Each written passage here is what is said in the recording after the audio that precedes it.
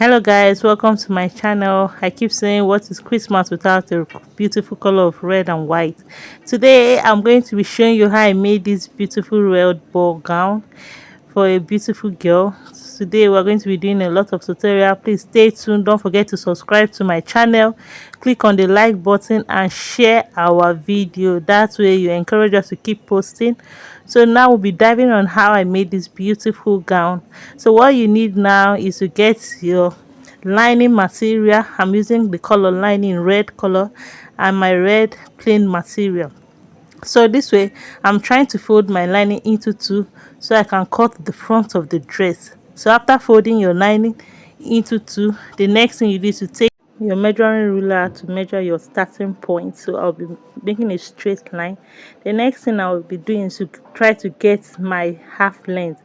For this gown I'll be using 9 for my half length. Then once I get my 9 inches, I'll make a straight line at the bottom too. So this straight line will serve as my ending point for my upper part of my dress. So the next thing we'll be trying to do is to get our neck. So I'll be using 3 inches for the width for this particular gown of my neck, and another 3 inches for the height, or let's say length of the neck. So once I get my 2 points, I'll use my curve ruler to join these 2 points together to get a smooth curve. But if you don't have a curve ruler like this, just use your chalk to join the 2 parts together in a curve like this. So the next thing, we'll proceed to get the shoulder for this particular gown. The baby girl that is wearing it, her shoulder is 9, so I'll be dividing by 2, that's 4.5. Then I added additional half inches for my sewing. Then you go down a little from where you mark and click measure another half inches. That will be our shoulder curve, because everybody's shoulder is a little bit slanted. So I'll join that half inches to the rest of my shoulder so that I'll get that slanted head shoulder that I'm looking for, that slanted edge. Then the next thing, from that shoulder region, I'll be measuring 4 inches downward to get my armhole. I'll be using 4 inches for this particular child. Then the next thing, I'll draw a straight line under my point. So after that, the next thing is I'm measuring my chest, my total circumference of my chest. For this child, her total chest circumference is 23, so I'll divide it by 4 to get 5.5. Then I added additional 2 inches for my sewing allowance and whatever allowance in case the child is going to use it for a longer time, so I can adjust the gown. So the next thing I will do now is to join. Please note that most children, their waist and their chest region, you can use the same measurement. You can also extend it down to their chest. So the next thing I did is, from that my shoulder region, I drafted an angle to join my chest region. Then I added the half inches that I'll use for my sewing allowance on this particular cloth. Then we start cutting our pattern out. So once I'm done cutting it, please, as you are cutting it, try to make sure that you cut it according to your line so that you don't make a mistake. Because and remember, we are doing this pattern on our lining, not on the fabric direct. So I'm using my lining first to draft my my pattern before using it to cut the main material. So once I'm done with this is for the front. We will be cutting the back region next. So you can see we have gotten our half length for the front. The next thing I will do is to cut the back of this gown. How do I do it? It's simple. I'll just take my front that I've already patterned out, add extra 2 inches to it, because this 2 inches is going to serve as my zip allowance. You can see it. I just did at the back, then I use it to confirm it for my front. So this extra 2 inches is going to serve as my zip allowance. Then I cut it out. I draft it out, the armhole and the half length of the gown. But one thing you should remember is that the back and the front neck region cannot be the same. So I'll just be using 1 inches to connect my front region. So I'm only cutting 1 inches out, not the total 3 inches I use for my front for my back. So once I'm done with this, the next thing I will do is to cut the remaining pattern out of the lining material. You see, I just removed that 1 inches from my total neck region from from the front. So next is I will just cut it out. Then I will also open this zip allowance that I kept and notch it, so that I remember that okay, this is the particular place where I'm going to sew my zip for this dress. So that 2 inches part, I'm notching it. It will help me when I start sewing to know that this is where I'm going to start my zip. Then I just try to divide my back region into two, so it will be two different parts. So now I've gotten our front and our back for this particular dress. The next thing we do is to get our real material, plain material, and just cut this our pattern. Use it to cut the pattern the same way you do that. So this one is just straightforward. You just fold it the same way, put your lining on it that you have already drafted, and cut it out on your plain material. Always use your lining first, just in case you make mistake with your measurements. You will not be wasting your plain material. So you see, I'll just put my pattern back on my plain material and cut it out like this. As simple as that. So I know at this point you must be enjoying my video. Please don't forget to like, share, subscribe to my page, so that you can always get notification whenever I put a new video. That way it will encourage me to post more, and also share my cutting skill and my sewing skills with you. So at this point I am cutting using my pattern to cut my main fabric. So just try and make sure that I always try to use my hand to hold it in place, so I don't get because of the material, some of them are very silky and they are very like a lighter material, so they have high tendency of drawing out. So try and just hold it, and be very patient when cutting it, so you not mistakenly undercut it or overcut it when you are trying to cut your fabric.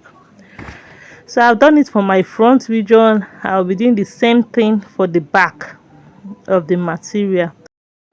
I'll be placing my lining material too on my plain fabric, so I can cut out the pattern that I've already drafted initially on my lining.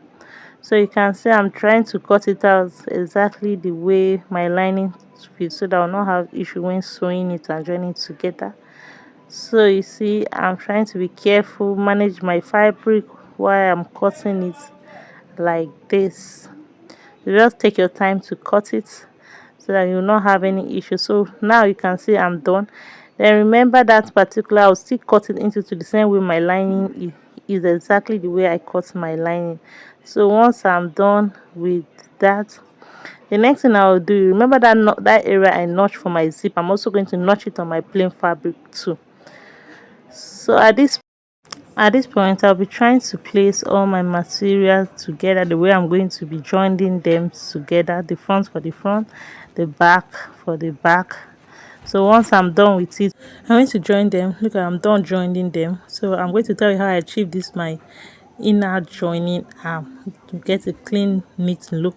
What I did is, you see this ending part of your neck and that of your lining that you have already sewn for the neck, you join the two edge together. I don't know how to use it. Okay, you see this edge from my neck, from my lining, I join it with the edge from my neck of my main front. So I now use one of the lining to go round it. You see, just put it together at the same distance, then you close it. So make sure that you do it in such a way that when you flip it back, the lining will be different from the arm. So look at it, I have done that already. So after flipping it, as you can see it, the arm, I have done the same thing I did to the other part. Now my remaining 2 inches for the zip is already accomplished. I left it, remember that place I notched, I left it because that's where I'll be joining my zip. So I'm done with my neck and I'm done with my arm. So the next thing we'll proceed is to get our flip. So we'll get our lining, then we'll fold it into 4. After folding it, now we're trying to get the waist measurements. Remember my waist measurement was 23, so I'll now try to use 11 because I want to make two flay, one for the front and one for the back, so it will be flay, it will be, and they do gathers on it, so that's why I'm doing two flay. So once I get it, now I'm going to check the length of my flay should be, so I'm using 17 on this, and I've included my allowance to disc measurement. So once I get everything, then I'll make sure I measure it all round the same, so I'll get an equal length of my flay. Then I cut the first angle I make for my waist. Then the next thing, I cut the length of my flay out of my lining material. Remember, I'm using my lining first before using my original plain mat fabric for this particular pattern. So once I'm done cutting my flay, you see we have gotten my round flay. Then the next thing I'll be doing is to use my plain material to also cut exactly what I did, but this time around, now I'll be showing you that my lining is going to be shorter than my plain material, because remember, I'm going to be putting my plain material and also adding net to this material. So I added 2 inches to my plain material to cut it all round. So the length of my flay, I added 2 inches to each of it, so I cut it all round with that 2 inches. So I try to measure it so I'll be sure of what I am cutting without assumption. So after then, I cut out my 2 extra inches, so the lining is going to be shorter than my plain material and the net is going to be longer than my plain material. So we are doing it like, I'll be doing it 2 inches apart from everything I'm going to be adding after my lining. So once I'm done cutting it out, I cut the that of the waist too. So after cutting that of the waist, I've gotten my original material, so I'm not going to be cutting the center of my flay. So I just pick one of it. So I'll be doing the same thing to my plain material, so I just pick one of it because they are double, then I'll cut it.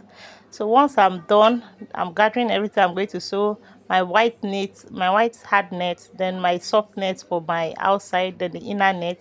One thing that differentiates you from other designers is how neat the inside of your sewing is.